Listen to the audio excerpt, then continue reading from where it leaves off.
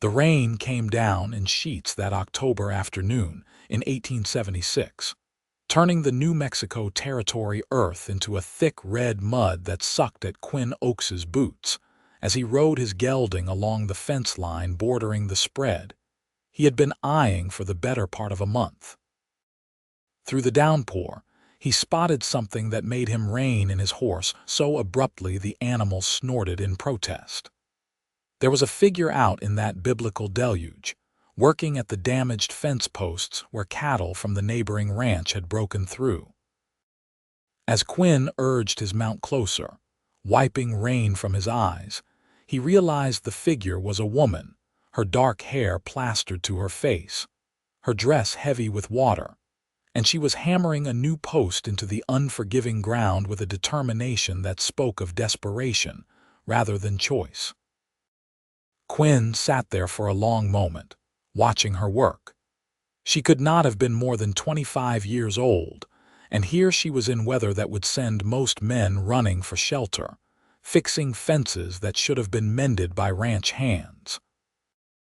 Something in his chest tightened as he watched her struggle with a particularly stubborn post, her shoulders straining with the effort.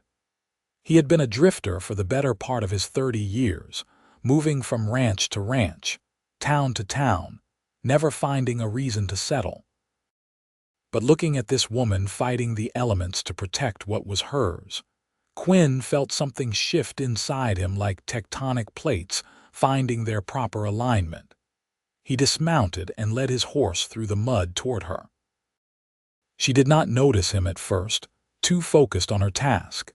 But when his shadow fell across her work, she spun around with a gasp, raising her hammer defensively. Her eyes were the color of storm clouds, gray and fierce, and there was no fear in them, only a warning that she would not be taken advantage of. "Easy there," Quinn said, holding up his hands to show he meant no harm. "Saw you working out here in this weather. Thought you might could use some help." She lowered the hammer slightly but kept it ready. "I do not need charity from strangers." "It is not charity," Quinn replied, having to raise his voice over the drumming rain. "Just common decency. This storm is only going to get worse, and you will never get these posts set proper in this mud by yourself." The woman studied him for a long moment, and Quinn found himself hoping she would see whatever it was she was looking for. Her dress clung to her in a way that would have been improper under different circumstances, but out here in the rain, fighting to save her ranch, propriety seemed like a luxury neither of them could afford. "Zara Owens," she finally said, not offering her hand because both of hers were covered in mud up to the elbows. "This is my land. My husband died 6 months back, and the vultures have been circling ever since." Quinn felt a pang of something he could not quite name at the mention of her dead husband. "Quinn Oakes. I have been working at the Morrison Ranch about 5 miles east.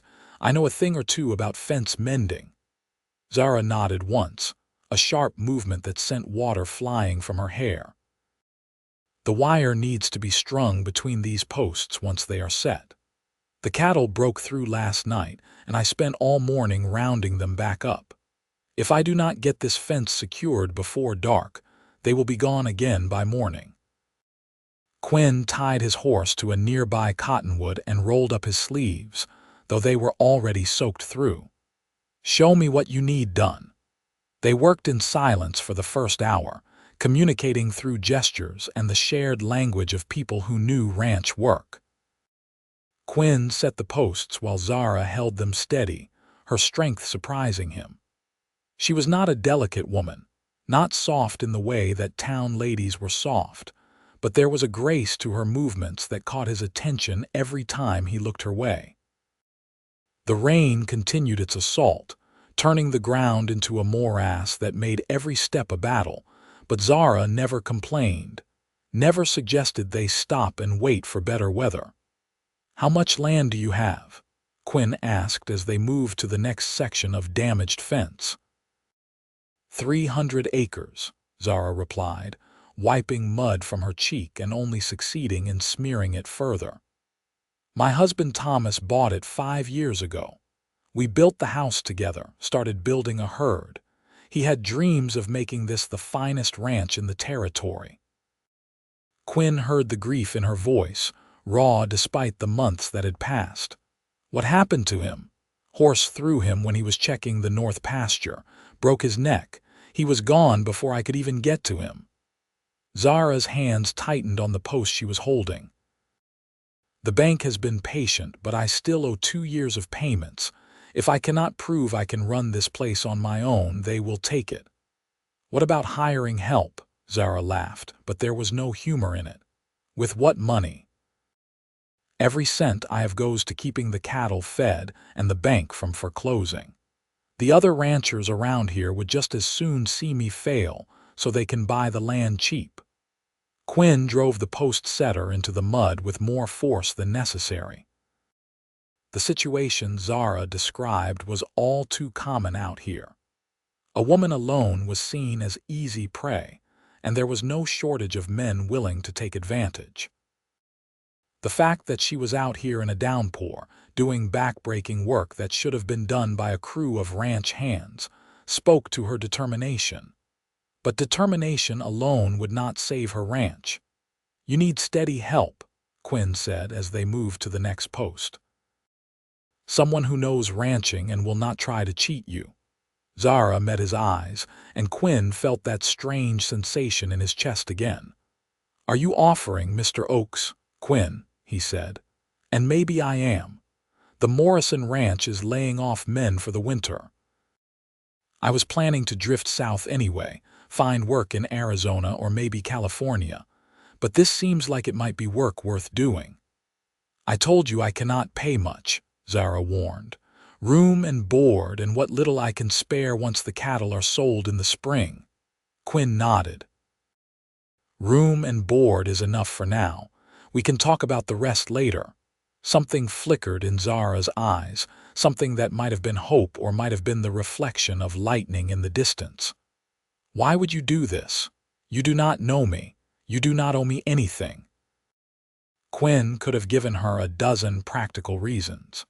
He could have talked about the need for winter work, or the appeal of staying in one place for a season. But standing there in the rain, looking at this woman who refused to give up even when the world seemed determined to grind her down, Quinn found himself speaking a truth he had not fully acknowledged until that moment. Because I watched you out here fighting this storm and these fences, and I thought to myself that is someone worth knowing, someone worth helping, and maybe I have been drifting long enough.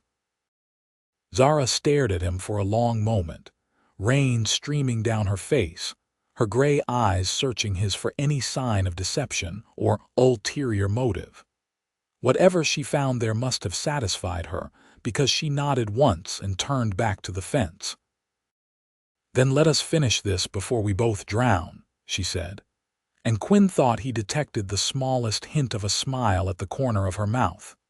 They worked until the light began to fail, stringing wire between the posts they had set, making sure every connection was tight and secure. By the time they finished, Quinn's hands were raw and bleeding, his clothes were caked with mud, and he could not remember the last time he had felt so bone-deep tired. But the fence was mended, strong enough to hold the cattle even if they tested it again. Zara walked the length of their work, checking each post and wire connection with a critical eye. When she finally turned back to Quinn, there was satisfaction in her expression. It is good work, thank you. We should get out of this rain, Quinn said, though the words felt inadequate. Your cattle are secure for now. Zara looked toward the house, a modest structure sitting on a rise about a quarter-mile from where they stood. Smoke rose from the chimney despite the rain, suggesting someone had kept the fire going while they worked. My daughter is probably worried. I told her I would be back by afternoon. The mention of a daughter surprised Quinn, though he supposed it should not have. Zara was a widow after all. Of course there might be children. How old is she? Hannah just turned 7 last month. She is the only good thing to come out of this whole terrible situation. Zara started walking toward the house, and Quinn followed with his horse. She does not understand why her father is not coming back. Every night she asks when he will be home. Quinn did not know what to say to that, so he said nothing. What comfort could words offer in the face of that kind of loss? They walked in silence through the rain, Quinn leading his gelding and Zara trudging beside him, both of them exhausted beyond the capacity for small talk. The house, when they reached it, was small but well built, the kind of place that spoke of care and attention to detail. Someone had planted rose bushes along the front, though they looked bedraggled now in the autumn rain. A chicken coop sat to one side, and Quinn could see a small barn beyond that, barely large enough for 2 horses and some hay storage. The front door opened before they reached it, and a small girl with dark hair like her mother's peered out at them. "Mama, you are all muddy." "I know, sweet girl," Zara said, her voice softening in a way that made Quinn's chest ache. "We had to fix the fence so the cattle would not get out again. This is Mr. Oakes. He helped me. He is going to be working here for a while." Hannah looked at Quinn with the serious, evaluating gaze that children sometimes had, the one that seemed to see right through any pretense to the truth beneath. "Are you a good man, Mr. Oakes?" "I try to be," Quinn said, crouching down so he was closer to her level despite the mud on his clothes. "And you can call me Quinn." "Mama says only good men help people in the rain," Hannah said solemnly. "Bad men wait until the sun is shining." Quinn glanced at Zara, who had the grace to look slightly embarrassed. "Your mama is a wise woman. Can your horse stay in the barn with Buttercup? Buttercup is my pony. Papa gave her to me for my birthday." "I am sure my horse would like that very much," Quinn said. "What is her name?" "It is a him," Hannah corrected. "Buttercup is a girl. Your horse does not have a name. I call him Red because of his coat." Hannah considered this for a moment. "That is not a very creative name." "Hannah," Zara said, but there was affection in her voice rather than reprimand. "Go inside and warm up. Quinn and I need to get the animals settled." The little girl nodded and disappeared back into the house. Quinn stood, his knees protesting the movement. "She is forthright. She is 7 and has had to grow up too fast," Zara said. "Come on. Let us get Red settled and then you can clean up. I have stew on the stove that has been cooking all day." The barn was indeed small, but it was clean and well maintained. Zara's horse, a pretty Palomino mare she introduced as Buttercup, whickered at their arrival. Quinn unsaddled Red and rubbed him down while Zara checked on the chickens and made sure they had food and water. "There is a bunkhouse around back," Zara said as they finished up. "It is not much, but it has a stove and a bed.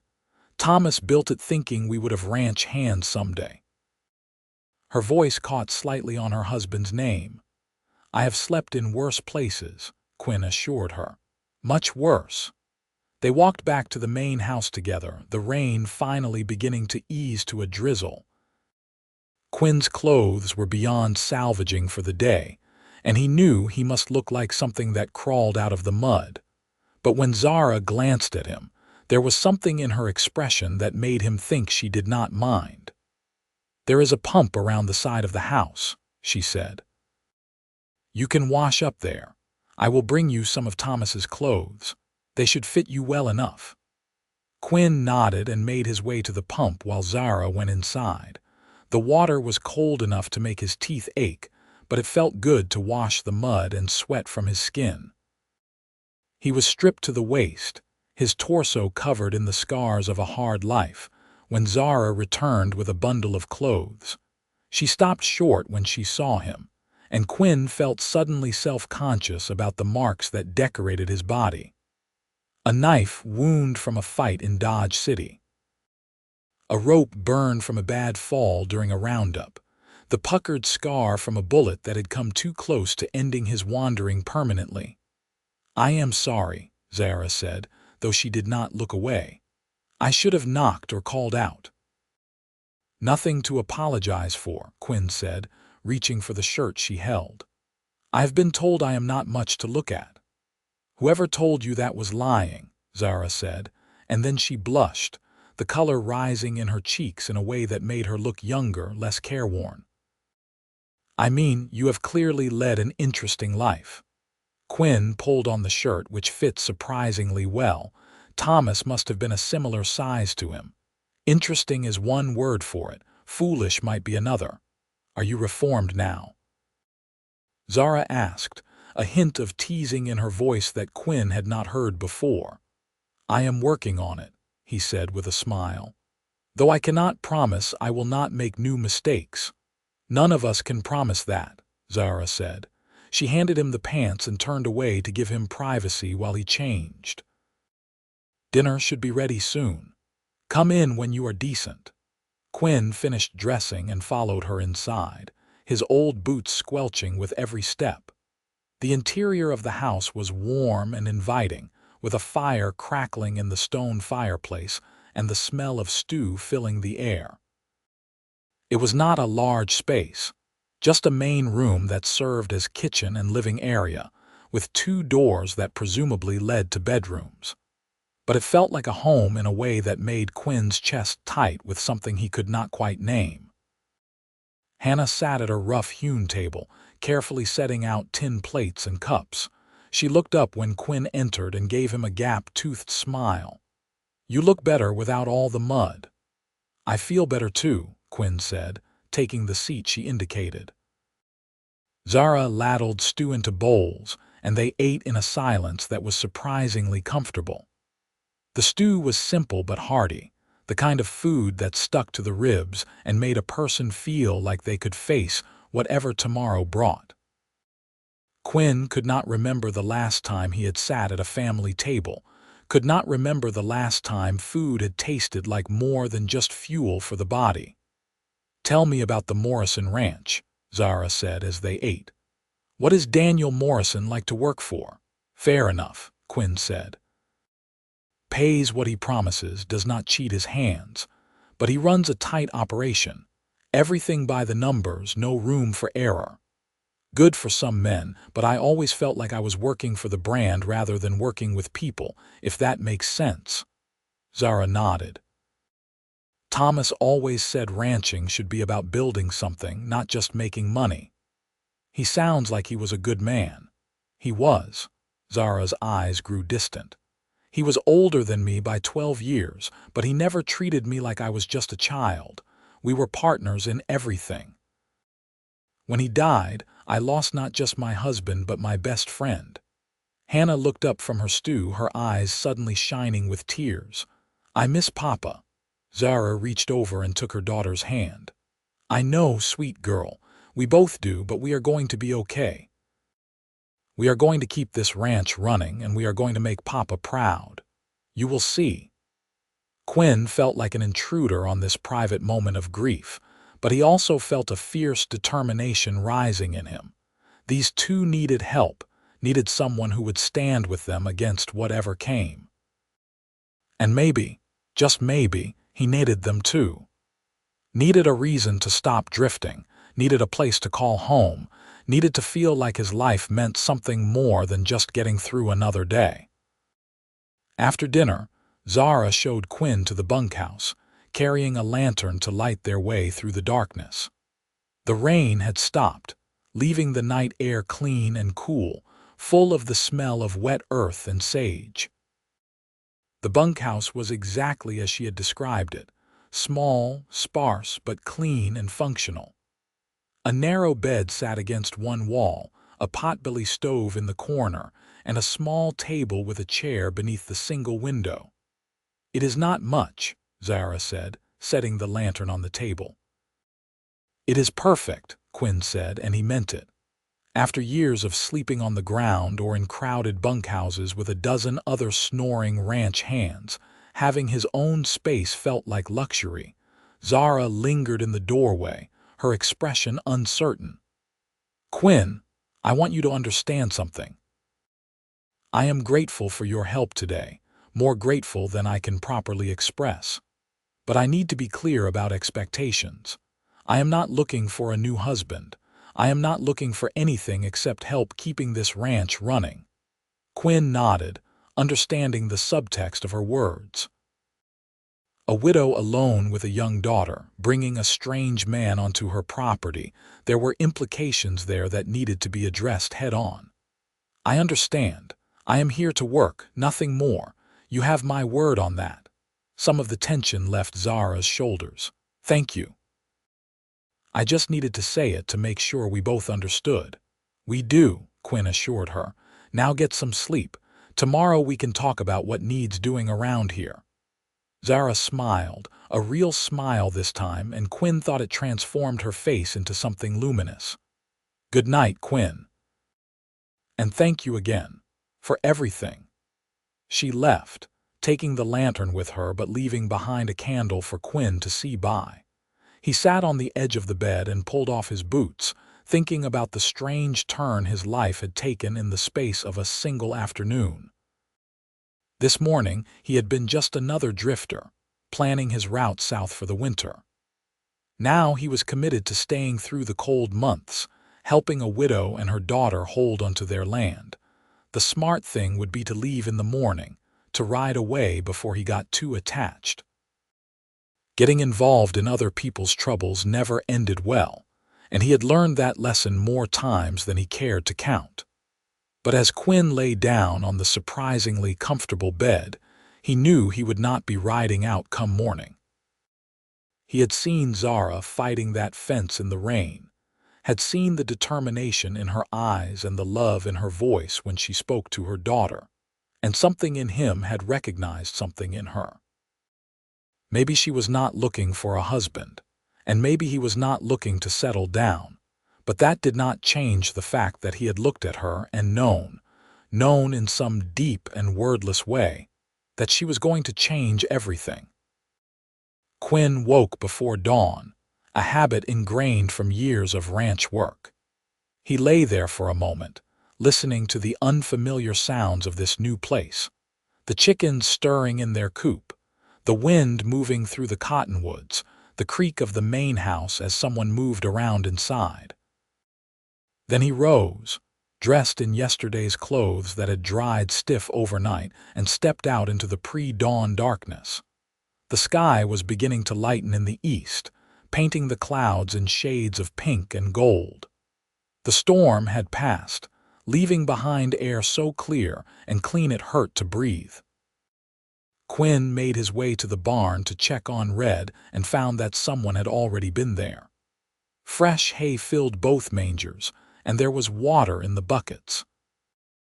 Either Zara was an even earlier riser than he was, or she had been up half the night worrying about the ranch and the stranger she had invited onto her land. He was pumping fresh water to wash his face when Zara emerged from the house, carrying 2 steaming cups. She wore a different dress today, this one a faded blue that had been mended in several places but was clean and proper. Her dark hair was pinned up, and in the soft morning light, Quinn thought she looked younger than she had yesterday in the rain. "Coffee," she said, handing him one of the cups. "I figured you would be up early." "Ranch hands learn to wake with the sun," Quinn said, accepting the cup gratefully. The coffee was strong and hot, exactly what he needed. "You have already been to the barn." "I am always up early," Zara said. "Hannah usually sleeps until the sun is full up, so these morning hours are when I get most of my work done." They stood together in the growing light, drinking their coffee and looking out over the land that Zara was fighting so hard to keep. From here, Quinn could see the fence line they had mended yesterday, the new post standing straight and true.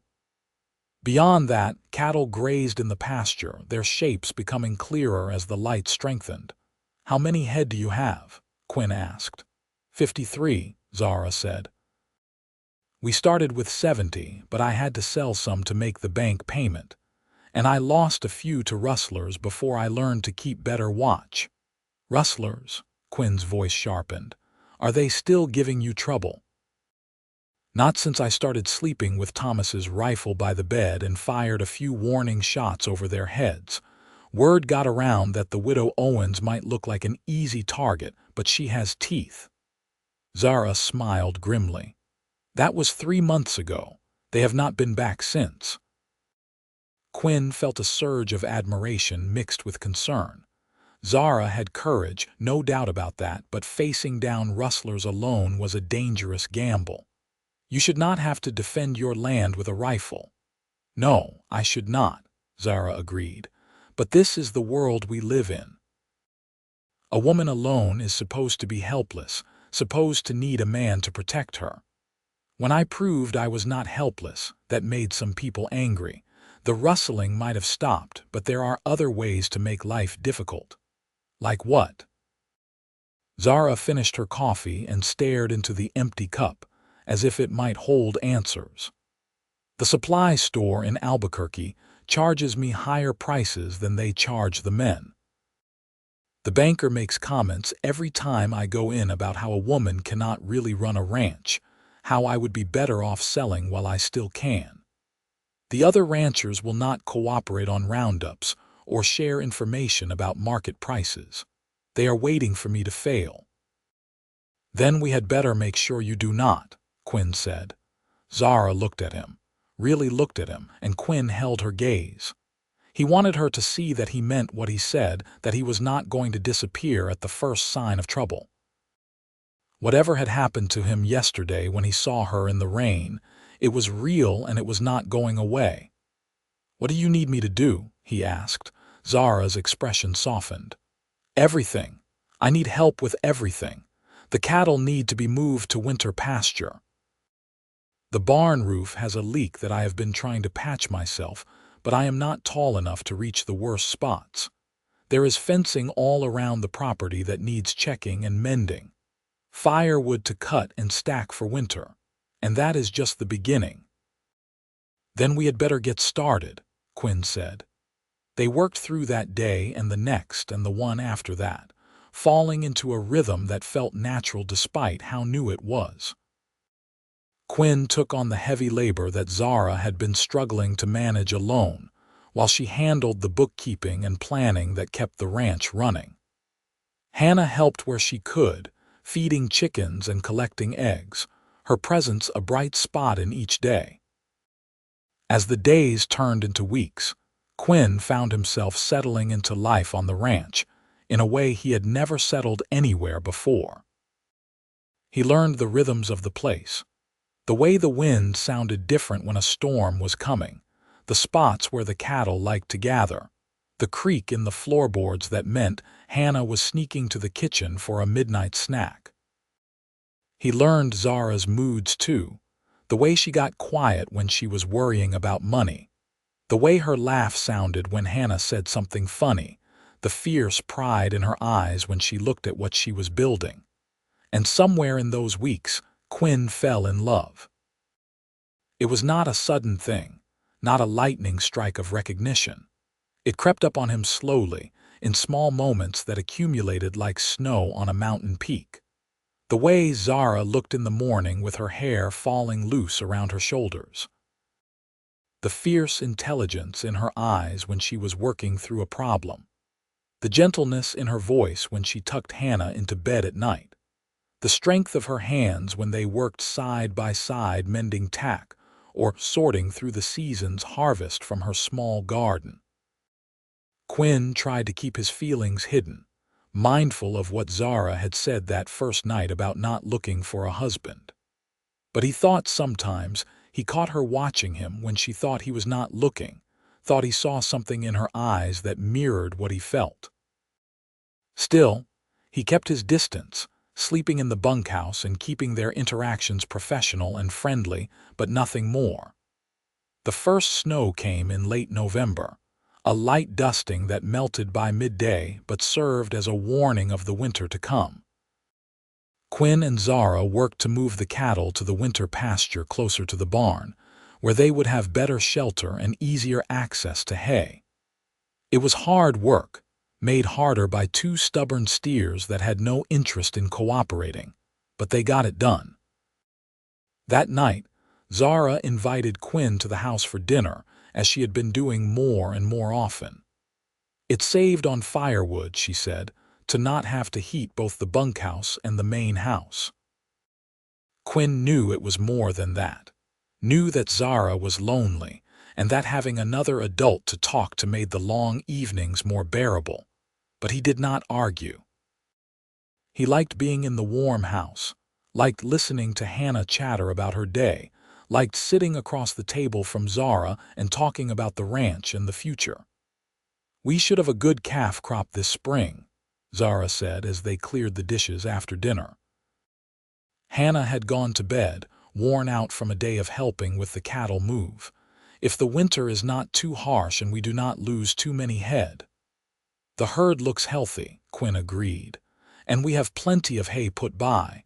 You did good work preparing for winter." "We did good work," Zara corrected. "I could not have managed half of this without you, Quinn. You know that, right?" Quinn dried the plate she handed him and set it on the shelf. "I am just doing the job you are paying me for. You are doing a lot more than that, and we both know it." Zara turned to face him, her hands still wet from the dishwater. "You have been here for 6 weeks, and in that time you have worked harder than any man I have ever known. You fixed things that had been broken for months. You rebuilt the chicken coop so the foxes cannot get in. You taught Hannah how to braid rope. You have become part of this place, part of our lives." Quinn felt his heart beating faster. "I am glad to be useful." "It is more than useful," Zara said softly. "You are more than useful. You are," she paused, seeming to search for words, "you are important. To the ranch, to Hannah, to me." Quinn set down the dish towel, his hands not quite steady. "Zara, I know what I said that first night," Zara continued, speaking faster now as if she needed to get the words out before she lost her courage. "I said I was not looking for a husband. I said I only needed help with the ranch. But these past weeks, Quinn, I have been lying to myself. Because when I see you in the morning, my day gets brighter. When you are working out in the pasture and I cannot see you, I worry. When Hannah talks about you, about how Quinn showed her this or Quinn said that, my heart feels like it might burst. And I cannot keep pretending that what I feel is just gratitude or friendship." Quinn closed the distance between them, gently taking her damp hands in his. "What do you feel, Zara?" "I think you know," she whispered. "I think you have known for a while, just like I have known what you feel. We have both been dancing around it, being proper and careful. But life is too short for careful, Quinn. Thomas taught me that. He died without warning, without time for goodbyes. If I have learned anything from losing him, it is that we have to grab hold of happiness when we find it." "I saw you mending those fences in the rain," Quinn said, his voice rough with emotion. "And I knew right then in that moment that you were going to change my life. I have been drifting for so long, Zara, never staying anywhere, never letting myself care too much. But that day, watching you fight and refuse to give up, something inside me just knew. You were what I had been looking for without even realizing I was searching." Zara's eyes filled with tears. "We barely know each other." "I know enough," Quinn said. "I know you are the strongest person I have ever met. I know you love your daughter more than life itself. I know you wake up every morning determined to build something good on this land. I know when you smile, really smile, it feels like the sun coming out from behind clouds. And I know that I want to spend the rest of my life learning everything else there is to know about you." "Quinn," Zara breathed his name like a prayer. He cupped her face in his hands, thumbs brushing away the tears that had started to fall. "Tell me if I am reading this wrong. Tell me if this is too fast or too soon, or if you are not ready. I will wait, Zara. I will wait as long as you need." "I am tired of waiting," Zara said. "I am tired of being alone. I am tired of being scared all the time. When you are here, I feel safe. When you are here, I feel like maybe everything is going to be okay." Quinn leaned down slowly, giving her time to pull away if she wanted to, but Zara did not pull away. Instead, she rose on her toes and met him halfway, her lips soft and warm against his. The kiss was gentle at first, tentative, two people learning each other. But then, Zara's hands came up to grip his shirt and Quinn pulled her closer, and the kiss deepened into something that felt like coming home. When they finally broke apart, both breathing hard, Quinn rested his forehead against hers. "I love you, Zara Owens. I know it is fast, and I know I should probably wait longer to say it, but I learned a long time ago that life is too uncertain to leave important words unspoken." "I love you too," Zara said, and her smile was radiant. "I have been falling in love with you since that first day, when you could have ridden past but you stopped instead. When you worked in the rain without complaint. When you were kind to my daughter and respectful to me. How could I not fall in love with you?" They stood there in the quiet kitchen, holding each other as the fire crackled in the hearth and the winter wind whispered outside.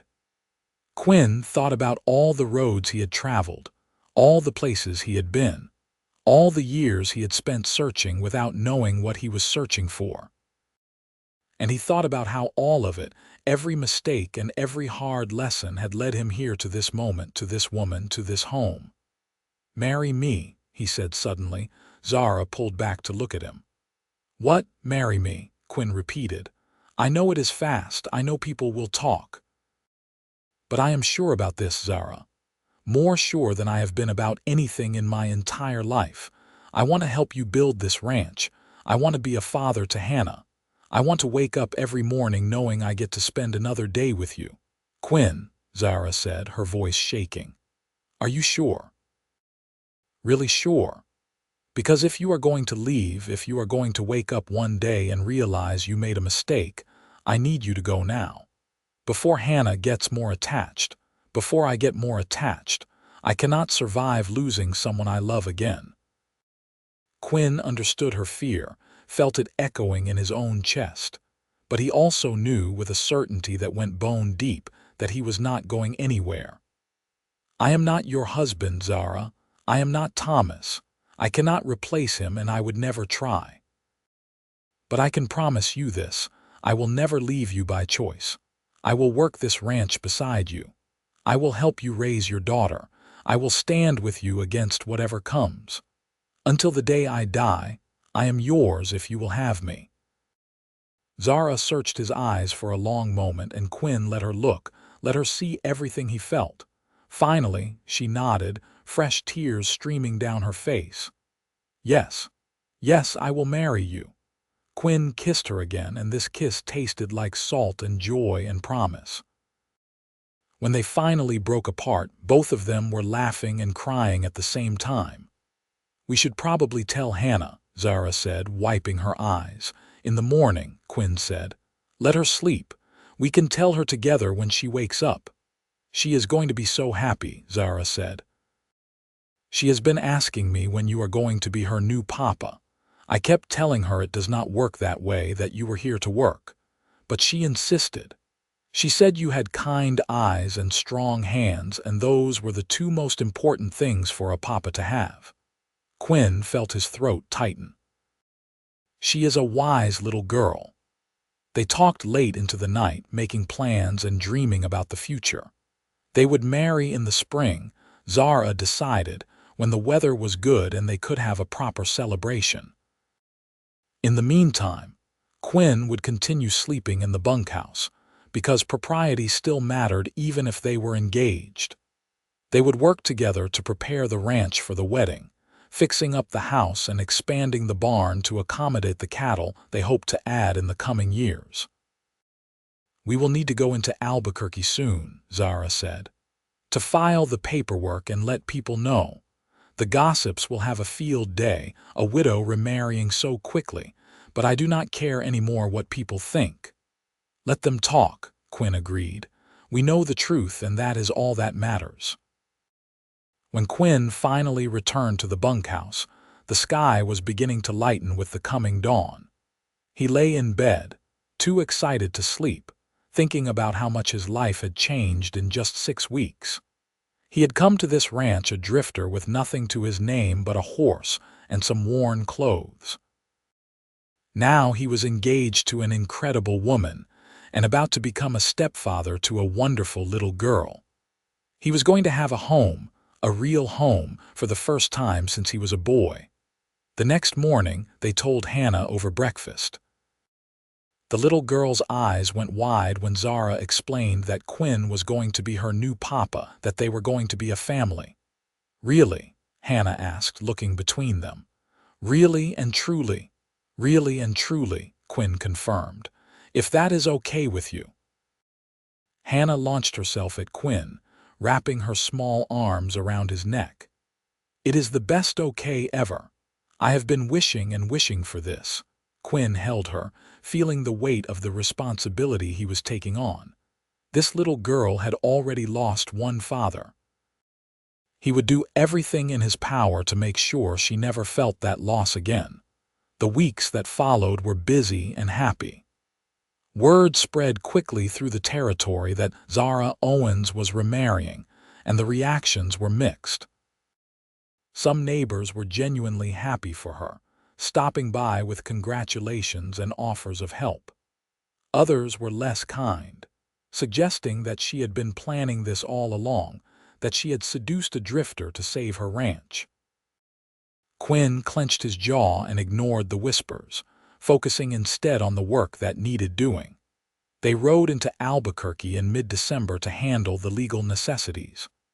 The town was bustling with holiday preparations, storefronts decorated with pine boughs and red ribbons.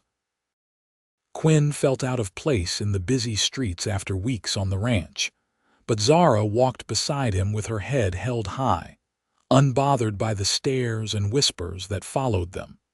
At the courthouse, they filed the paperwork for their upcoming marriage. The clerk, a pinch-faced man who clearly disapproved, made several snide comments about unseemly haste and proper mourning periods. Quinn was about to tell the man exactly where he could shove his opinions when Zara laid a gentle hand on his arm. "My husband has been dead for 7 months," she said calmly. "I have mourned him, and I will continue to mourn him for the rest of my life. But I am also still living, and I have a daughter to raise and a ranch to run. If that offends your sensibilities, I am truly sorry. But my life is not lived for your approval." The clerk had the grace to look embarrassed. He finished the paperwork quickly and without further comment. As they left the courthouse, Quinn squeezed Zara's hand. "You handled that well."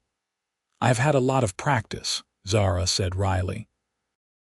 "You learn to develop a thick skin when you are a woman doing work that men think only they can do."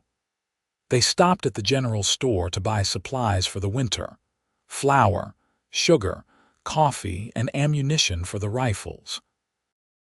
The proprietor, a jovial man named Samuel Wright, was much friendlier than the courthouse clerk had been. "Heard you two were getting hitched," he said as he tallied up their purchases. "Good news that. Zara, you have been carrying too much alone. About time you had proper help." "Quinn is more than help," Zara said firmly. "He is going to be my husband." "As it should be," Samuel agreed. "A ranch is hard work for 2 people, near impossible for one. You two treat each other right and you will do just fine." As they loaded their supplies into the wagon, Quinn noticed a man watching them from across the street. He was well dressed in a suit that looked expensive even from a distance, and there was something predatory in the way he stared at Zara. "Who is that?" Quinn asked quietly. Zara followed his gaze and her expression hardened. "Marcus Caldwell. He owns the ranch to our south. He has been trying to buy my land since Thomas died." "Does he give you trouble?" "He has made several offers, each one lower than the last. He seems to think if he waits long enough, I will get desperate and sell for pennies on the dollar." Zara climbed into the wagon seat. "Let us go home. I do not want to deal with him today." But Caldwell was already crossing the street toward them, his smile all teeth and no warmth. Mrs. Owens, I heard some interesting news about you and this gentleman. Mr. Caldwell, Zara said coolly. Quinn, this is Marcus Caldwell. He owns the ranch adjacent to ours. Oakes, Quinn said, not offering his hand. So the rumors are true, Caldwell said, his eyes moving between them. You are marrying your hired hand. How very modern of you, Mrs. Owens. Is there something you wanted, Mr. Caldwell? Zara asked. We have a long ride ahead of us. I wanted to make you one last offer for your land, Caldwell said.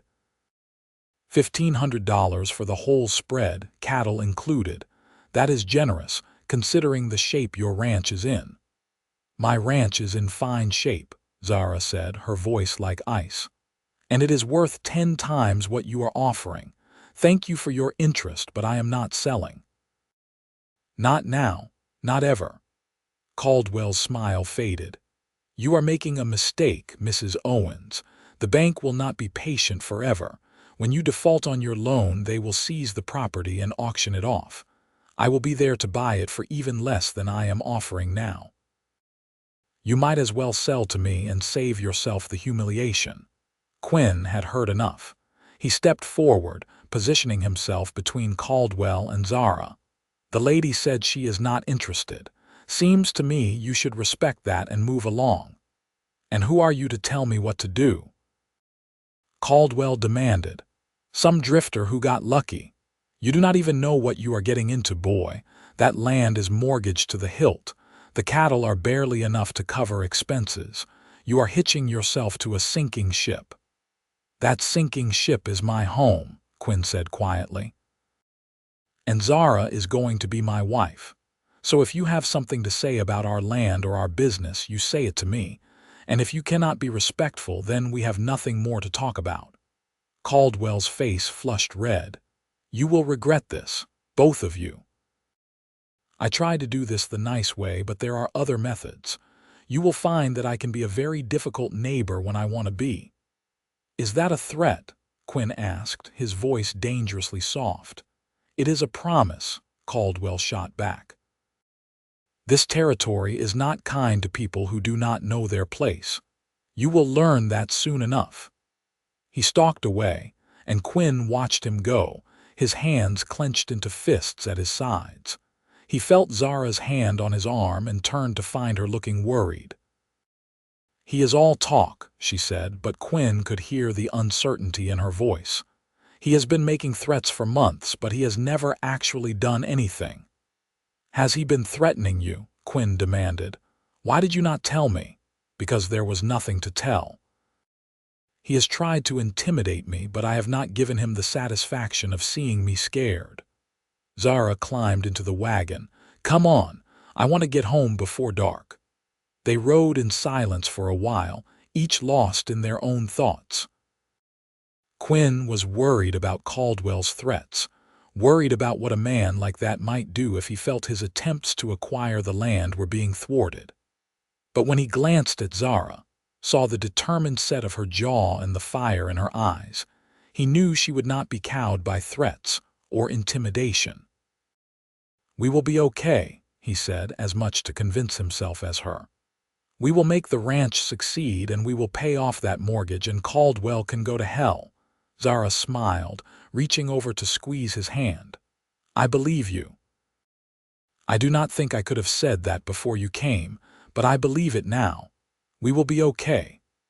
Winter settled over the ranch like a blanket, bringing snow and cold winds that howled through the gaps in the barn walls.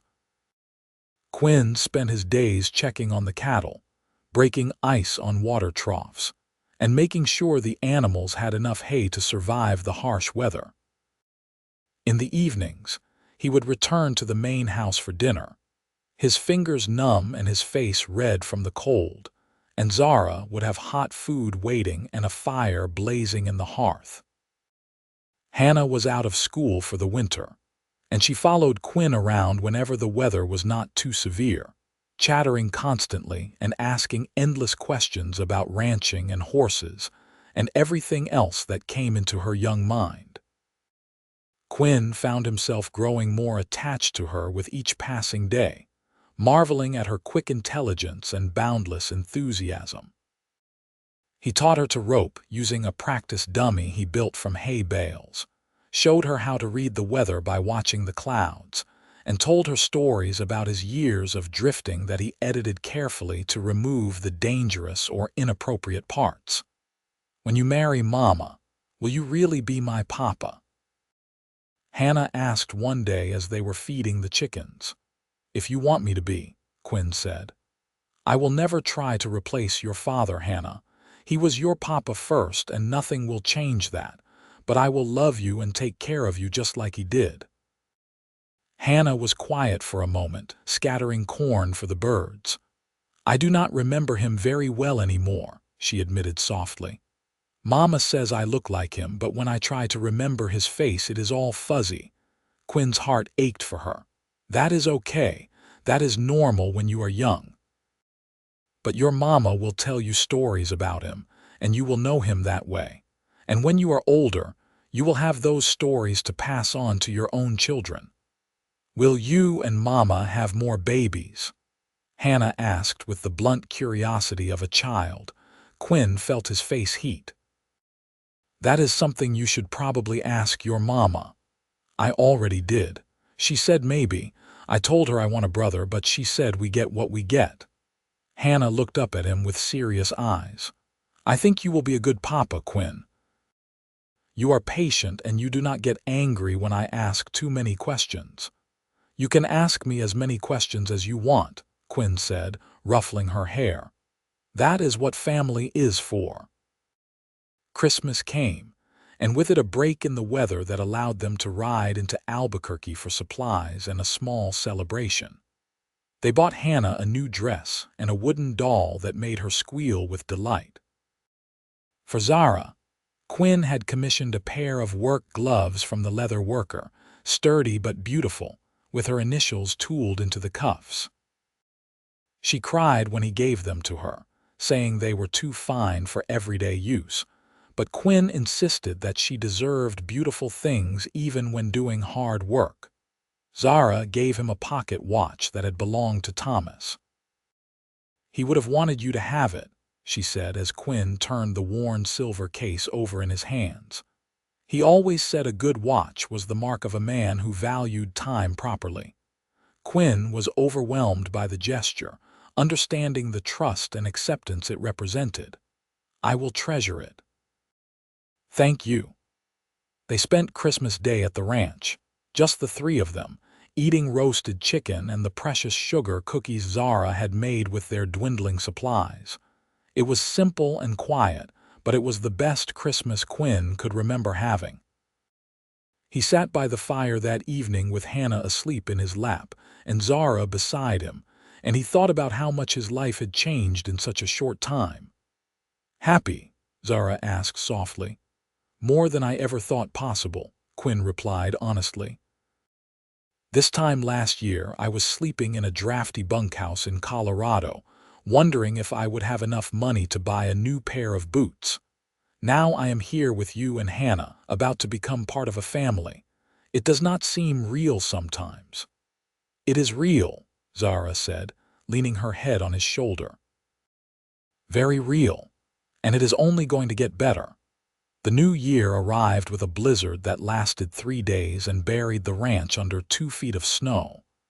Quinn and Zara worked together to make sure the cattle survived, trudging through chest-deep drifts to deliver hay and break ice. It was brutal, exhausting work, but they got through it together. When the storm finally broke, leaving the world transformed into a pristine white landscape, they stood together on the porch and surveyed what they had protected. "We did not lose a single head," Zara said, disbelief and pride mingling in her voice. "Quinn, we did not lose a single cow. Last winter I lost 12. The year before that 15. But this year, with your help, they all survived." Quinn pulled her close, both of them bundled in so many layers they could barely move. "We did it together. That is the difference. You are not doing this alone anymore." The words seemed to break something open in Zara. She turned in his arms and kissed him, heedless of the cold or the fact that Hannah might look out the window at any moment. When they finally broke apart, her eyes were bright with tears that the wind quickly froze on her cheeks. "I love you," she said fiercely. "I love you so much it scares me sometimes. I never thought I would feel this way again, never thought I would want to feel this way again. But here you are, and here we are, and I cannot imagine my life without you now." "Good," Quinn said, "because you are stuck with me. For better or worse, in sickness and health, through blizzards and droughts, and whatever else this land throws at us." "Those are wedding vows," Zara said with a laugh. "Practice," Quinn said. "I want to get them right when the time comes." They set the wedding date for early April, when the worst of winter would be past, but before the spring roundup made it impossible to take time away from the ranch. Zara wanted a simple ceremony at the ranch, just a few neighbors and the circuit preacher who came through the territory every few months. Quinn would have married her in a barn at midnight with no witnesses if that was what she wanted, but he appreciated that she wanted to make it an occasion, something Hannah would remember. In February, they had their first real trouble. Quinn was checking the southern fence line when he found a section that had been deliberately cut, the wire snipped clean through in multiple places. A dozen of their cattle had wandered through onto Caldwell's land, and Quinn spent the better part of 2 days tracking them down and bringing them home. "It was Caldwell," Quinn said that night, showing Zara the cut wire. "This was not weather damage or an accident. Someone cut this deliberately." Zara's face was grim. "I will ride over there tomorrow and talk to him." "No," Quinn said firmly, "I will go. If he is trying to start something, I want to be the one to handle it. This is my ranch, Quinn. I will not hide behind you. You are not hiding. You are being smart. Caldwell already does not respect you because you are a woman, but he might respect me, or at least respect the fact that you have a man standing with you now. Let me handle this, please." Zara wanted to argue. Quinn could see it in her eyes, but finally she nodded. "Fine. But I want you to promise me you will not let him provoke you into a fight. We cannot afford trouble with the sheriff, not when we are trying to prove I can run this ranch responsibly." "I will be calm as a summer lake," Quinn promised. The next morning, he rode to the Caldwell Ranch, a much larger spread than Zara's with a big house and multiple outbuildings. Caldwell himself was standing in the yard giving orders to his ranch hands when Quinn arrived. He looked up with a smile that did not reach his eyes. "Well, if it is not the drifter, come to accuse me of something, have you?" "Our fence was cut," Quinn said, keeping his voice level. "A dozen head of our cattle wandered onto your land. I am here to make sure it does not happen again." "How do I know you did not cut that fence yourself, trying to steal my grass?" Caldwell asked. "Because we both know you cut it," Quinn said. "You want to drive us off that land. You figured if enough of our cattle disappeared or got mixed up with yours, it would make it that much harder for us to make our mortgage payments. Am I wrong?" Caldwell's smile widened.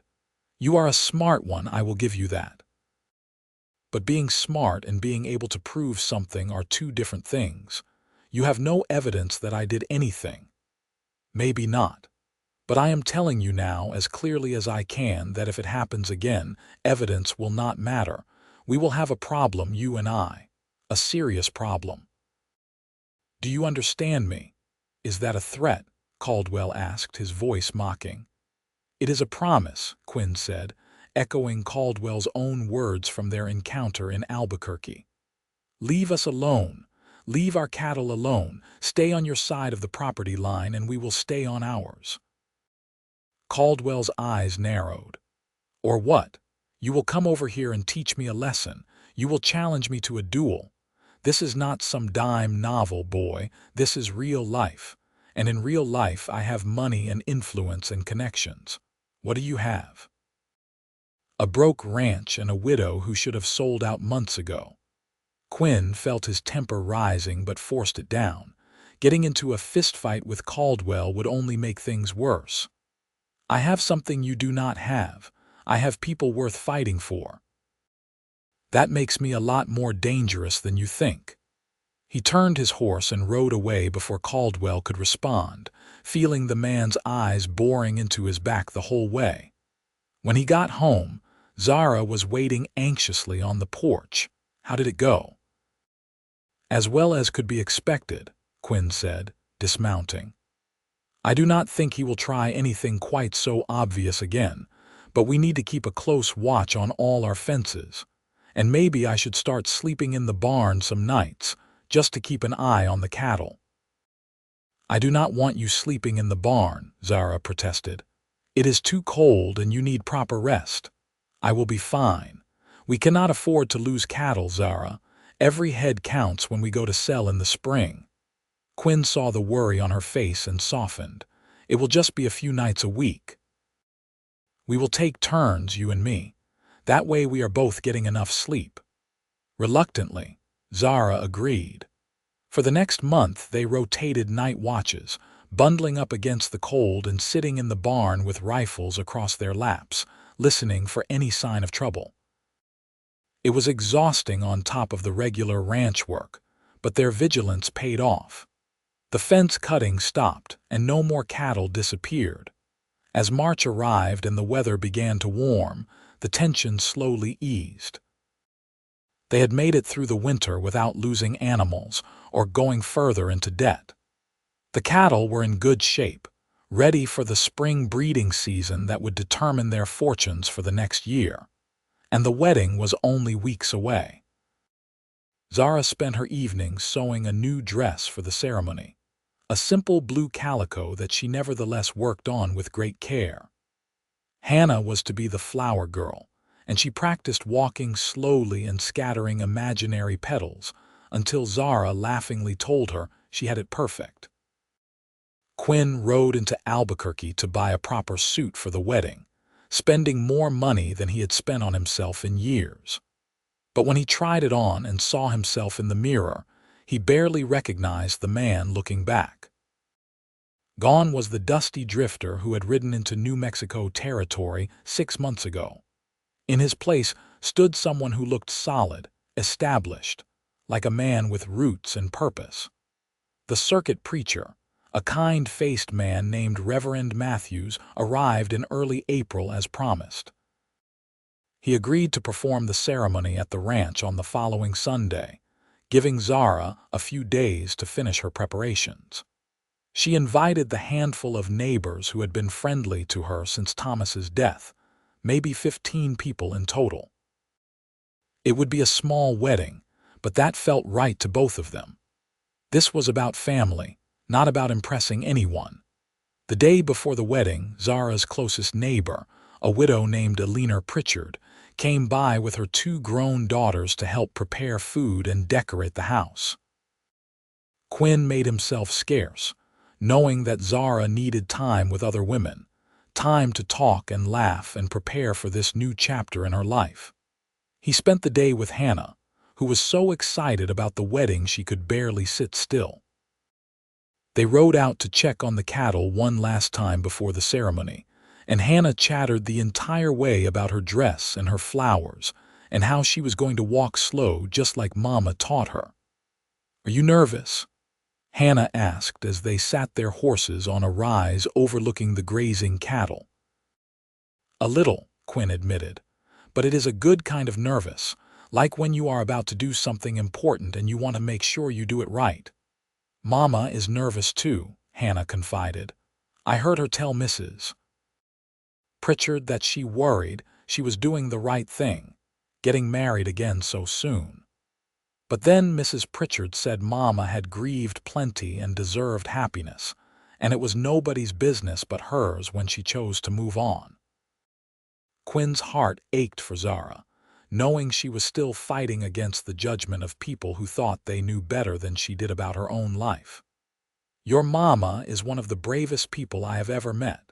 She is doing what she needs to do to protect her family and her home. Anyone who cannot see that is a fool." "That is what I think too," Hannah said solemnly. "And I think my papa would like you. Mama said he always wanted her to be happy more than anything. So if you make her happy, then he would think you were okay." "I hope so," Quinn said. "I really hope so." The wedding day dawned clear and bright, with a warmth in the air that promised spring was finally here to stay. Quinn woke before sunrise, too nervous and excited to sleep. He dressed carefully in his new suit, taking more care with his appearance than he ever had before. When he looked in the small mirror on the bunkhouse wall, he saw a man ready to make promises he intended to keep for the rest of his life. The guests began arriving around noon, families from neighboring ranches who had made the journey to celebrate with them. Alina Pritchard had transformed the main room of the house with wildflowers and ribbons, making the simple space feel festive. Tables had been set up outside for the meal that would follow the ceremony, and the smell of roasting meat filled the air.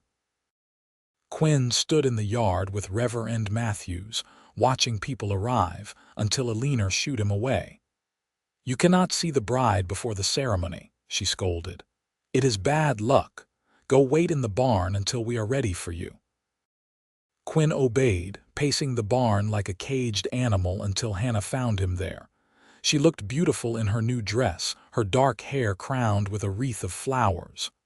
"Mama is almost ready," she announced. "She told me to come get you." "How does she look?" Quinn asked. Hannah smiled. "Like an angel. Come on, Reverend Matthews is ready to start." Quinn walked out to find the guests assembled in front of the house, with Reverend Matthews standing on the porch. He took his place next to the preacher, his heart hammering in his chest, and then Zara appeared in the doorway. Hannah had been right. She looked like an angel. The blue dress fit her perfectly, bringing out the gray in her eyes. Her dark hair was pinned up with more wildflowers, and her face glowed with happiness and nerves in equal measure. She walked toward him slowly, her eyes locked on his, and Quinn felt like he could barely breathe. When she reached him, he took her hands, and Reverend Matthews began the ceremony. The words washed over Quinn in a blur of promises and blessings. He responded when he was supposed to, saying "I do" in a voice that was steadier than he felt. And then Zara was speaking the same words, promising to love and honor him, and he thought his heart might burst from the joy of it. "You may kiss your bride," Reverend Matthews said with a smile. Quinn cupped Zara's face gently and kissed her, and the small crowd cheered. When they broke apart, both of them laughing and crying at the same time, Hannah rushed forward to hug them both. The three of them stood there for a moment, a new family beginning their journey together, and Quinn thought he had never been happier in his entire life. The celebration that followed was simple but joyful. They ate roasted beef and potatoes, fresh bread, and the first spring greens from Zara's garden. Someone had brought a fiddle, and there was dancing as the afternoon wore into evening. Quinn danced with Zara, holding her close as they swayed to the music, and later with Hannah, lifting her up to stand on his boots while they turned circles in the yard. As the sun began to set, painting the sky in shades of pink and gold, the guests began to depart. Alina Pritchard was the last to leave, pulling Zara into a fierce hug. "Be happy," she whispered, loud enough for Quinn to hear. "You deserve this. You deserve all of this." When they were finally alone, the three of them, they stood together watching the last light fade from the sky. Hannah was drooping with exhaustion from the excitement of the day, and Quinn lifted her into his arms. "Time for bed, little one," he said. "But I am not tired," Hannah protested, even as her eyes drifted closed. "Of course not," Zara said with a smile. "But maybe you should rest your eyes anyway, just for a little while." They tucked Hannah into bed together, Quinn standing in the doorway of her small room while Zara sang a soft lullaby.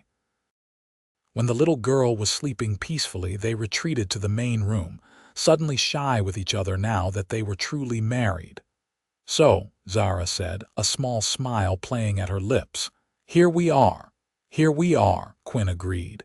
He reached for her hand, lacing their fingers together. "Mrs. Oakes." "I think I will keep using Owens for the ranch business," Zara said. "For continuity. People around here know me as Zara Owens, but in every other way that matters I am yours." "And I am yours," Quinn said. He drew her close, feeling her heart beating against his chest. "For as long as we both shall live." They stood there for a long moment, holding each other as the fire crackled in the hearth.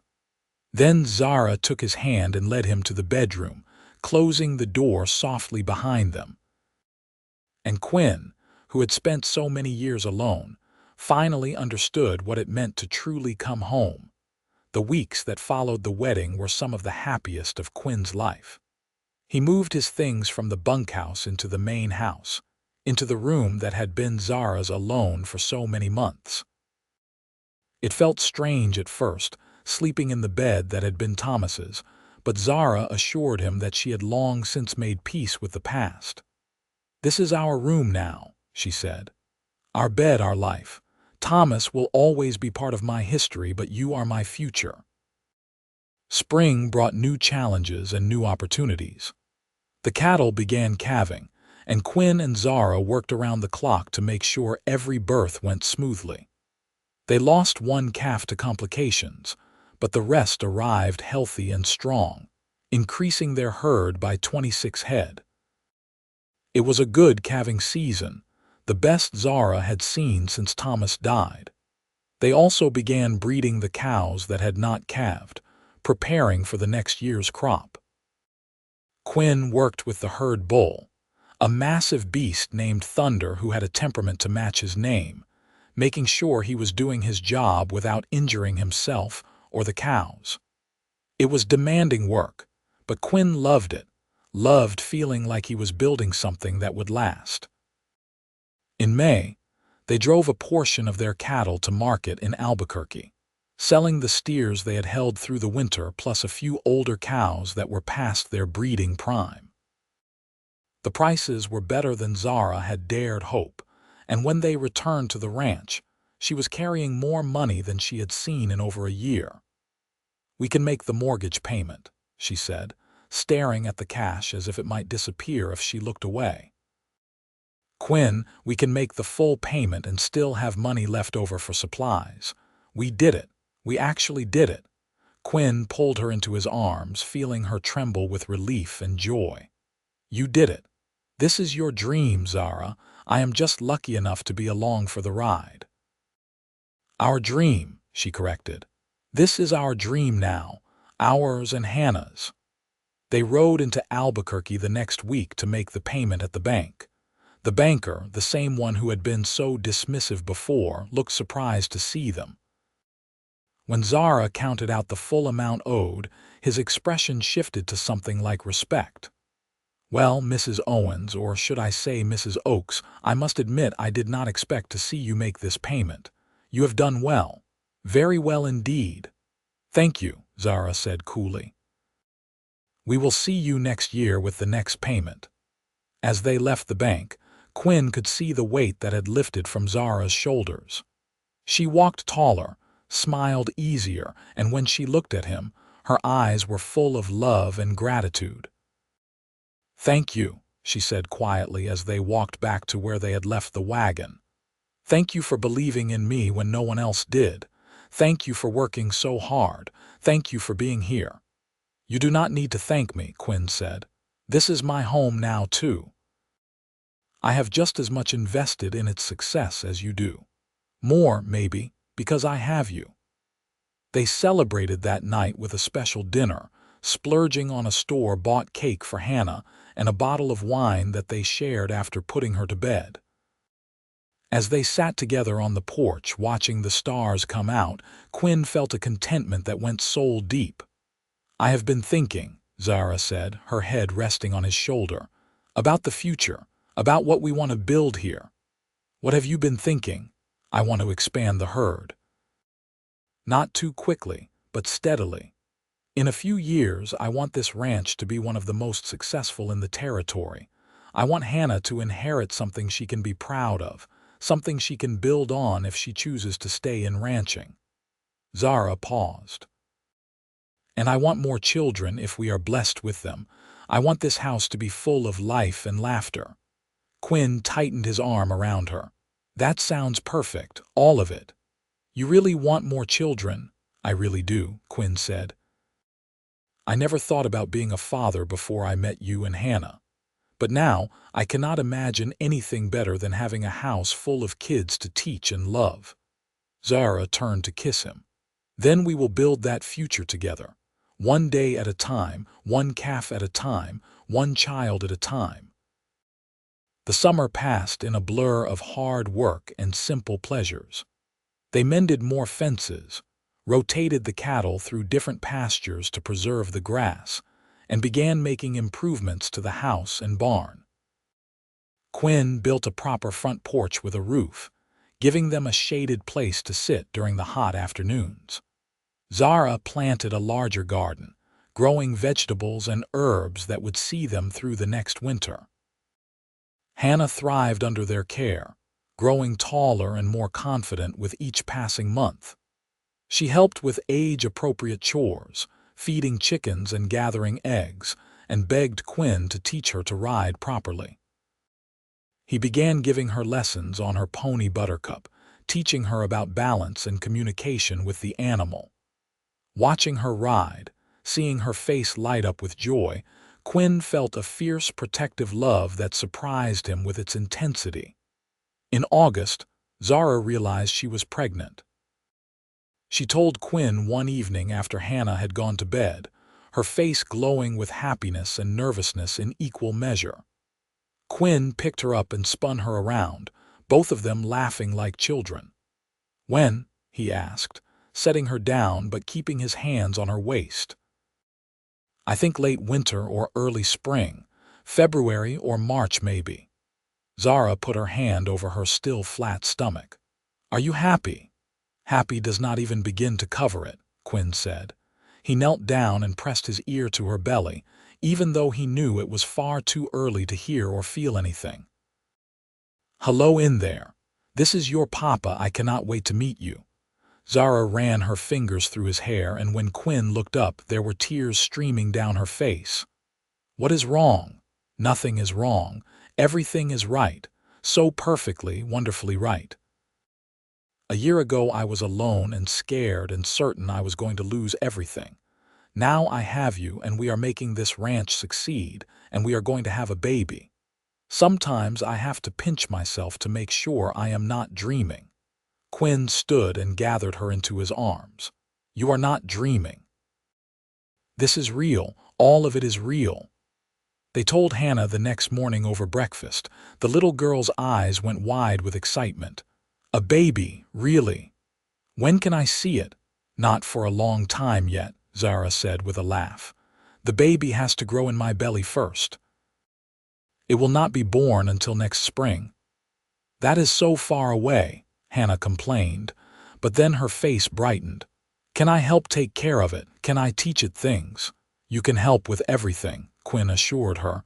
"You are going to be a wonderful big sister."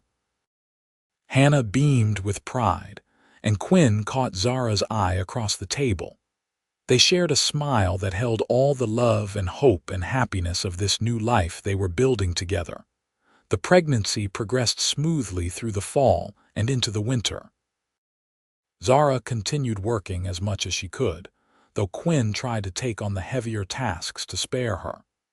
She complained that he was being overprotective, but he could see the way she tired more easily now, the way she sometimes had to sit down and rest in the middle of the day. They made plans for the baby, clearing space in the small house for a cradle that Quinn built during the long winter evenings. Eleanor Pritchard and the other neighbor women stopped by regularly, bringing clothes and blankets and advice. Hannah helped fold tiny garments and argued passionately that if the baby was a girl, she should be named Rose, and if it was a boy, he should be named Thunder after the herd bull. "We are not naming our son after a bull," Zara said, trying not to laugh. But it is a strong name, Hannah protested. Papa said Thunder is the best bull in the whole territory. Thunder is indeed a fine bull, Quinn said diplomatically, but we should probably find a name that is more suitable for a person. In January, they had a scare when Zara woke in the night with cramping and spotting. Quinn rode through a snowstorm to fetch the midwife from Albuquerque, terrified that they were losing the baby. But the midwife, a capable woman named Sarah Chen, examined Zara and pronounced that everything was fine. "Some spotting is normal," she said. "The baby is strong and so are you. Just rest for a few days and do not overdo things. I will check on you again next week." Quinn hardly left Zara's side for the next several days, despite her protests that he was being ridiculous. He brought her meals in bed, entertained Hannah so Zara could rest, and handled all the ranch work himself, even though it meant 18-hour days. By the time Sarah returned and pronounced Zara fit to resume normal activities, Quinn was exhausted but relieved beyond measure. "You worry too much," Zara told him that night as they lay in bed together, her hand on her belly where the baby was starting to show. "I worry exactly the right amount," Quinn countered. "You and this baby are the most important things in my world. Of course I worry." Zara rolled onto her side to face him. "We are going to be fine, all of us, you will see." "I hope so," Quinn said. "I cannot imagine losing you, Zara, cannot even let myself think about it." "Then do not think about it. Think about holding our baby instead. Think about teaching him or her to ride. Think about all the years we have ahead of us." Quinn pulled her close, feeling the small swell of her belly against him, and tried to focus on the future instead of his fears. But he had seen too much death in his years, had lost too many people, to take anything for granted. All he could do was work hard, love his family, and hope that would be enough. February came with more snow and bitter cold, making ranch work even more difficult. But they had prepared well, and the cattle weathered the storms without significant loss. Quinn spent his days breaking ice and hauling hay, coming in each evening frozen and exhausted but satisfied. The ranch was thriving despite the weather, despite all the challenges. They were going to make it. Zara went into labor on a cold night in early March, 2 weeks before they had expected the baby. Quinn sent Hannah to stay with Alina Pritchard, and then rode like a madman to fetch Sarah Chen. By the time they returned, Zara's contractions were coming fast and hard, and she was clearly in significant pain. The labor lasted through the night and into the next morning. Quinn stayed by Zara's side, holding her hand and wiping her forehead with cool cloths while Sarah worked. He felt helpless, watching her suffer and knowing there was nothing he could do to ease her pain. But Zara was strong, had always been strong, and she fought through each contraction with gritted teeth and fierce determination. Finally, as the sun was climbing toward noon, their baby was born. Quinn heard the infant's first cry and felt tears streaming down his face. Sarah quickly wrapped the baby and placed it in Zara's arms. "You have a son," she said with a tired smile. "A healthy, beautiful son." Quinn looked down at the tiny red-faced baby in Zara's arms and felt his heart expand in a way he had not thought possible. This was his son, his child, a piece of himself and Zara made manifest in flesh and blood. "Hello, little one," Zara whispered, her face radiant despite her exhaustion. "Hello, my beautiful boy, we have been waiting for you." "He is perfect," Quinn said, his voice choked with emotion. "You are perfect, both of you." They named him Thomas Quinn Oakes, honoring both the man who had come before and the man who was here now. Hannah was brought home later that day and immediately fell in love with her new brother, begging to hold him and help feed him and generally appointing herself as his personal protector. "He is so small," she marveled, carefully cradling Thomas in her arms under Zara's supervision. "Was I ever this small?" "You were," Zara confirmed. "And your papa, your first papa, he loved you just as much as we love Thomas." "I wish he could meet Thomas," Hannah said softly. "I think he would have liked having a son." "I think he would have too," Zara said, her voice thick with emotion. "But he knows, sweetheart. Wherever he is, he knows, and he is happy for us." Quinn stood back and watched his family, this family that had come together through loss and love and sheer determination, and felt a peace settle over him. He had spent so many years drifting, searching for something he could not name. Now he understood what it had been: belonging, purpose, love, a place to call home and people to share it with. The months that followed were exhausting and wonderful in equal measure. Thomas was a good baby, healthy and even-tempered, but he still required constant attention. Quinn and Zara took turns with night feedings, stumbling through their days with the sleep-deprived determination of all new parents. Hannah helped where she could, fetching diapers and singing to her brother when he fussed. Spring arrived, bringing with it the work of calving season and preparing the cattle for summer pasture. Quinn hired 2 young men from Albuquerque to help with the work, ranch hands who needed jobs and were willing to work for fair wages. It stretched their finances, but it was necessary. The ranch was growing, expanding, and they could not manage it all alone anymore. By summer, they had increased the herd to nearly 100 head, making them one of the mid-sized ranches in the territory. It was still not the largest or the most prosperous, but it was theirs, paid for with their sweat and blood and dreams. And it was only the beginning. In August, nearly 2 years after Quinn had first seen Zara mending fences in the rain, they hosted a gathering at the ranch for all their neighbors. It was partly business, discussing water rights and grazing agreements for the coming year, but it was also celebration. They had survived and thrived against odds that many had predicted would break them. Marcus Caldwell did not attend, which was fine by Quinn. The man had largely left them alone after Quinn's confrontation with him, though Quinn sometimes caught sight of him in town, always watching with calculating eyes. But Caldwell's intimidation tactics had failed. The ranch was successful, and there was nothing he could do about it now. As the sun set on that August evening, Quinn stood on his porch with Thomas sleeping in his arms and watched Zara laughing with Eleanor Pritchard while Hannah chased fireflies in the yard.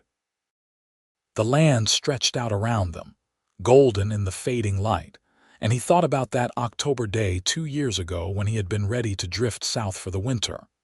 If he had ridden past without stopping, if he had ignored the woman working in the rain, his life would be completely different. He would still be wandering, still searching, still empty in ways he had not even fully recognized. But he had stopped. He had helped. And in doing so, he had found everything he had been looking for without knowing it. Zara caught his eye across the yard and smiled, that radiant smile that still made his heart skip a beat. She excused herself from her conversation and walked over to join him on the porch, slipping her arm around his waist and looking down at their sleeping son. "Happy?" She asked, the same question she had asked him on their wedding night. "More than I ever dreamed possible," Quinn said, giving the same answer he had given then. "This life, this family, this place, it is everything." "We built it together," Zara said. "That is what makes it special. Not just the ranch, but the life we have here. We took something broken and made it whole." "You were never broken," Quinn said. "You were always whole. I was the broken one, and you taught me how to be whole again." Zara leaned her head on his shoulder, and they stood together as the night deepened, and the stars came out one by one. The sound of laughter drifted up from the yard, and Quinn could smell the smoke from the fire where they had roasted beef for their guests. This was home. Not just the land or the house, but this feeling of peace and purpose and belonging. Years passed, full of hard work and simple joys. The ranch continued to grow, expanding their herd and improving their facilities. Quinn and Zara added 2 more children to their family. A daughter they named Rose, much to Hannah's delight, and another son they named after Zara's father. Hannah grew into a capable young woman who could rope and ride as well as any cowhand, and she eventually decided to stay on the ranch rather than seeking opportunities in town. Thomas grew into a strong boy who loved working with the cattle and announced at age 7 that he was going to be the best rancher in New Mexico territory when he grew up. Rose was gentle and thoughtful, preferring the garden to the cattle, but no less valuable to the family and the ranch. And their youngest, James, was still too small to know what he wanted, content to follow his older siblings around and try to imitate everything they did. Through it all, Quinn and Zara worked side by side, building the life they had dreamed of that first winter together. They had their struggles, years when the market prices were poor or drought limited their grazing land. They faced down rustlers and weather and the endless challenges of ranching in wild territory. But they faced them together, and that made all the difference. When Quinn was 45, they finally paid off the mortgage on the ranch, burning the papers in a celebration that brought tears to Zara's eyes. The land was truly theirs now, something to pass on to their children and grandchildren. They had done what so many said was impossible, built a lasting legacy from determination and love. On their 15th wedding anniversary, Quinn and Zara rode out to the spot where they had mended that fence in the rain so many years ago. The fence was still there, though it had been repaired and reinforced many times since. But the posts they had set that October afternoon remained, weathered but strong. "You remember?" Zara asked, sitting her horse beside him. "Every detail," Quinn said. "I remember thinking I had never seen anyone fight so hard for something. I remember knowing in that moment that you were going to change everything." "You changed everything," Zara corrected. "You stopped when you could have ridden on. You helped when you could have left me to struggle alone. You saw me, really saw me, in a way no one else had." Quinn reached across the space between their horses to take her hand. Time had weathered them both, adding lines to their faces and silver to their hair. But Zara was still beautiful to him, still the woman he had fallen in love with in a rainstorm all those years ago. "I saw you mending fences in the rain," he said, "and I knew you were the one. I did not know what that meant yet, did not understand the life we would build together. But I knew I could not ride away, knew I would regret it for the rest of my life if I did not stop and help." "Best decision either of us ever made," Zara said with a smile. They rode back to the ranch house as the sun was setting, their home visible on the rise ahead of them.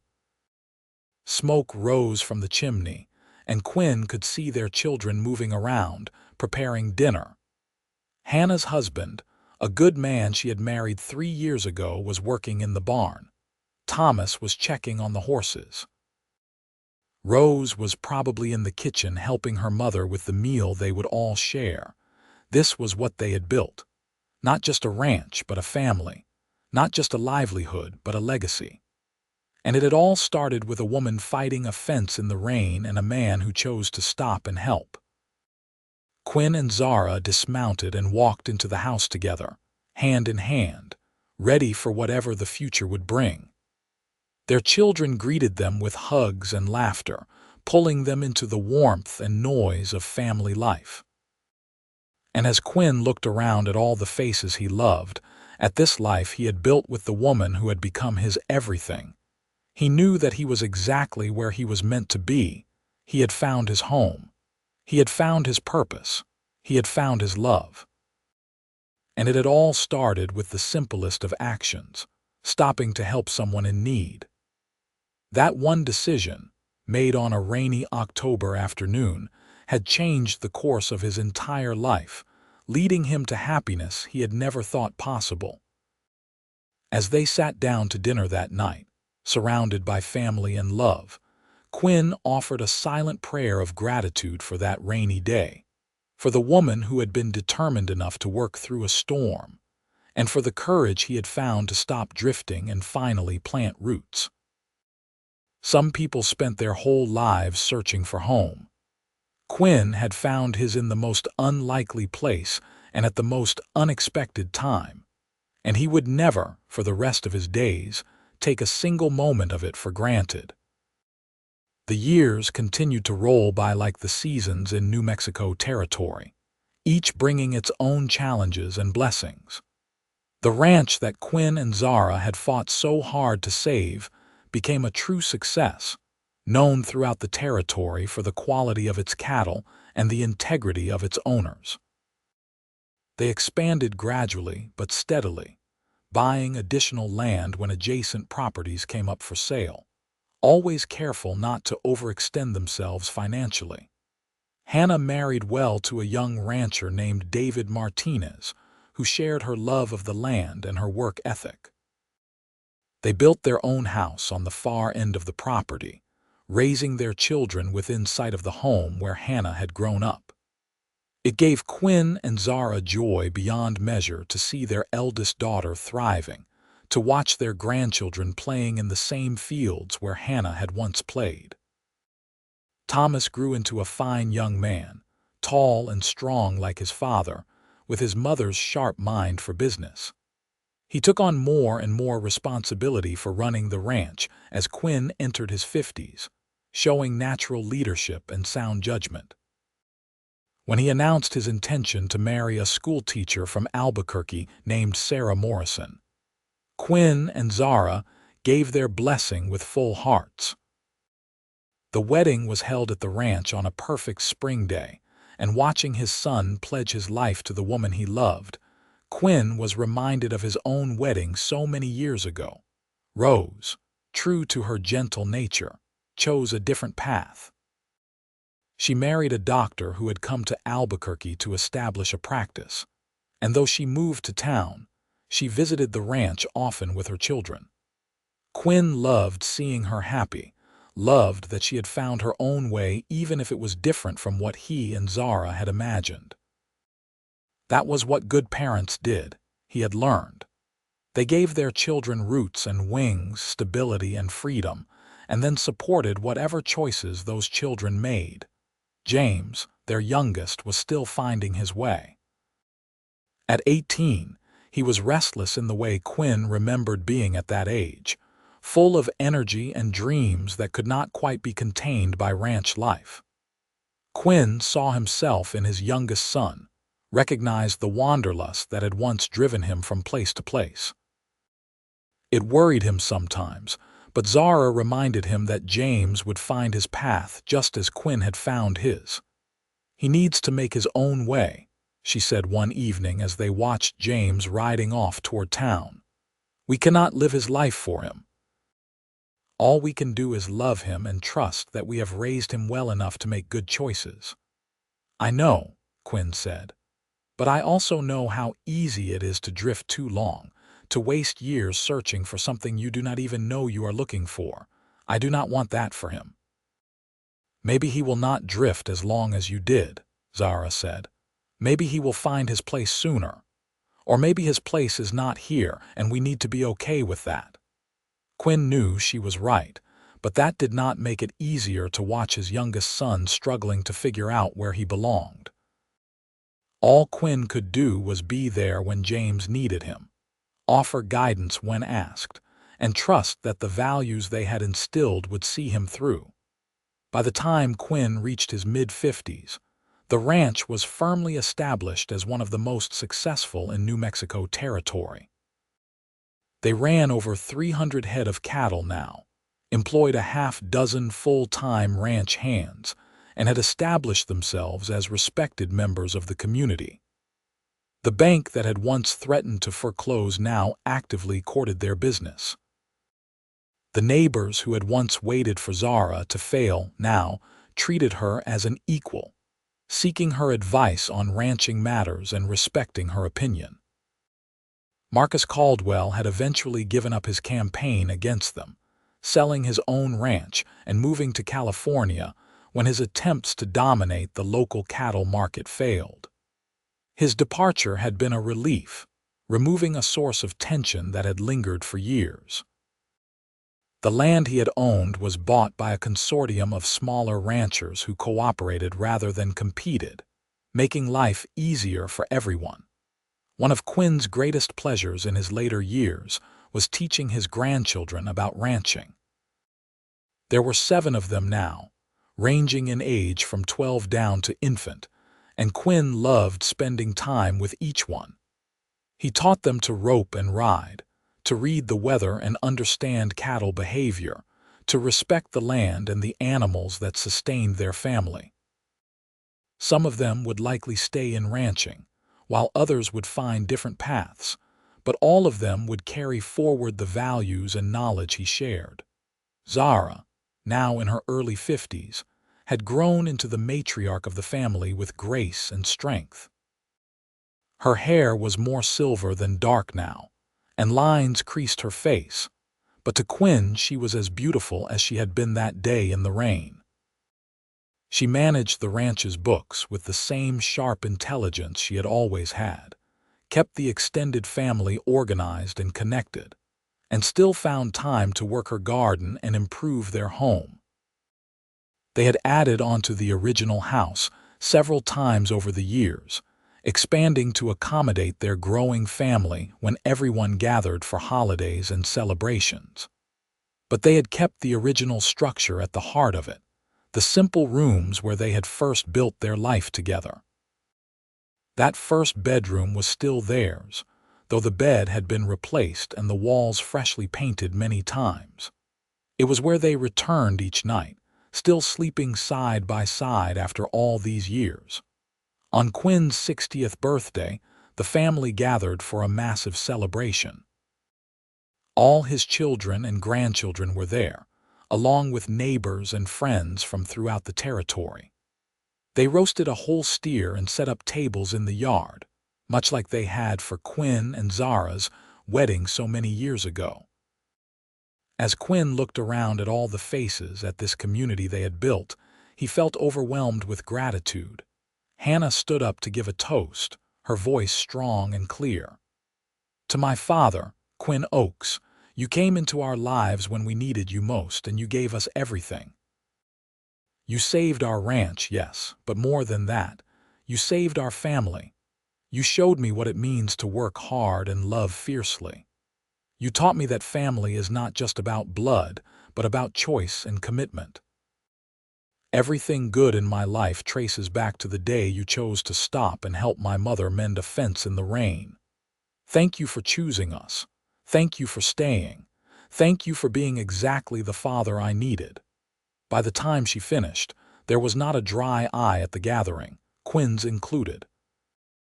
He stood and embraced his daughter, this girl who had become a woman under his care, and felt the weight of all the years and all the love. Thomas spoke next, raising his glass. "To my father, you have taught me everything I know about ranching, about being a man, about being a husband and father. But the most important thing you taught me was simple. Show up. Do the work. Stand by your people. That is all it takes to build something that lasts. That is what you did, and that is what I try to do every day." The toasts continued, each person sharing what Quinn meant to them, until he was thoroughly embarrassed and deeply moved. When it was finally his turn to speak, he stood with Zara beside him, her hand in his, and looked at all the faces watching him expectantly. "I am not much for speeches," he began, his voice rough with emotion. "So I will keep this short. 60 years ago, I was born into a world that did not give me much. My parents died when I was young. I grew up hard, worked hard, and spent most of my life just trying to survive. I drifted from place to place, never belonging anywhere, never understanding that I was searching for something. Then one day, when I was 30 years old, I was riding along a fence line in the rain. And I saw a woman working, fighting the weather and the fence and the whole world refusing to give up. I could have ridden past. I probably should have ridden past. But something made me stop. And that decision, that simple choice to help someone who needed it, changed everything. Zara, you saved me as much as I saved you. You gave me a home when I did not even know I needed one. You gave me a family, a purpose, a reason to stop drifting. Everything good in my life, everything that matters comes from that day. So thank you. Thank you for letting me stay. Thank you for loving me. Thank you for building this life with me. And to all of you, Quinn continued, looking at his children and grandchildren, you are what makes it all worthwhile. You are the legacy, the reason we worked so hard, the proof that love and determination can build something that lasts. Take care of each other. Take care of this land. And remember that family, real family, is worth fighting for. He sat down to thunderous applause, and Zara leaned over to kiss him. That was perfect, she whispered. You are perfect. The party continued late into the night, full of music and laughter and the kind of joy that only comes from people who genuinely love each other. As the evening wound down and people began to drift home, Quinn and Zara stood together on their porch, watching the last guests depart. We built something good here, Zara said softly. Something that will outlast us. We did, Quinn agreed. And it all started with you, refusing to give up even when giving up would have been easier. Your strength, your determination, that is what saved this ranch. I just helped. You did more than help, Zara said. You became the heart of this family. You became my partner in every way that matters. Quinn, I have loved you for so many years now that I cannot remember what my life was like before you. And I do not want to remember. This is the only life that matters, this life we built together. Quinn pulled her close, and they stood there in the darkness, listening to the sounds of the ranch settling down for the night. The cattle lowing in the distance, the horses moving in the barn, the wind rustling through the cottonwoods. These were the sounds of home, as familiar to him now as his own heartbeat. As they turned to go inside, Quinn glanced back at the land stretching out under the stars. Somewhere out there was the fence line where he had first seen Zara, where his life had changed forever. The fence had been replaced and repaired countless times over the years, but the spot remained sacred to him, a reminder of where everything began. He had been a drifter, a man with no roots and no direction. She had been a widow, fighting to hold onto her land and her dignity. Together, they had become something neither could have been alone. A family, a legacy, a testament to what love and hard work could accomplish. Quinn Oakes had seen Zara Owens mending fences in the rain, and he had known she was the one. Not in some mystical way, but in the simple recognition that she was worth stopping for, worth fighting for, worth building a life with. That recognition had been the best thing that ever happened to him. And now, 30 years later, with silver in his hair and grandchildren playing in the yard and a ranch that bore witness to everything they had built, Quinn knew that his younger self had been right.